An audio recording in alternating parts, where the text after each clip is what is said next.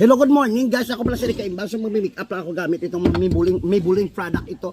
Shoutout sa mga kaibigan ko lang hindi marunong mag-make up. Tapos hindi rin kayo marunong manalangin. May isa ako kaibigan, dyan hanga mga irresponsible. Diyos ko. Sabi niya, pupunta ako saan ka pupunta? Sabi ko, magsisimba ako.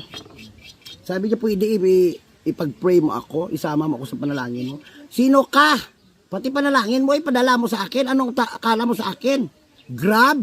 Akala mo sa akin niya, Lazada ang mga order niya, padala nyo. Ang mga prayer nyo kayo na yung mananalangin. Alam ba kayo responsable? So, magpapaganda ako, magsisimba ako. Sabi niya, ipadala yung prayer niya. Hindi i-grant ni Lord yung panalangin ng tao na pinadala lang. Dapat mag-effort kayo kung manalangin kayo. Ang prayer nyo dapat granted yan kung kayo mag-pray. Alam nyo nga, marunong kayo mag-69, marunong kayo mag-helicopter, tapos hindi kayo marunong mag-pray. Ipadala nyo pa sa akin. Ano kayo? Libre, wala nang libre-libre ngayon. Magpapaganda ako, magsimba kuya. Marunong kayo mang-scam, marunong kayo mag-ano, tapos hindi kayo marunong mag-pray. Tapos ang prayer niyo ipadala niyo sa akin. Kala niyo sa akin niya, kuhan, libre lang magpadala ka pa masahe.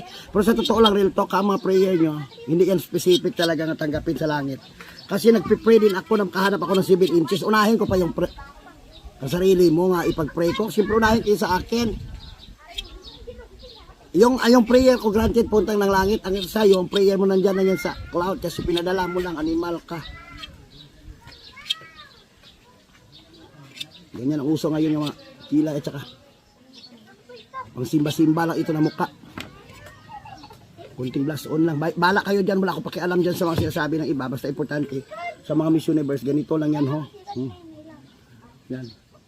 Pag maitim ang mukha mo nga may contour tawag niyan, contour pag na-over conjure.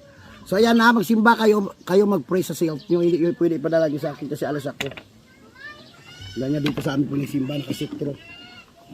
So bye-bye bitch. Prayer kayo diyan tapos ay itot mo. Kayo na mag-pray sa sarili niyo, hindi ako yung anuhin niyo sa pangamuyo niyo. Bala kayo diyan, bye.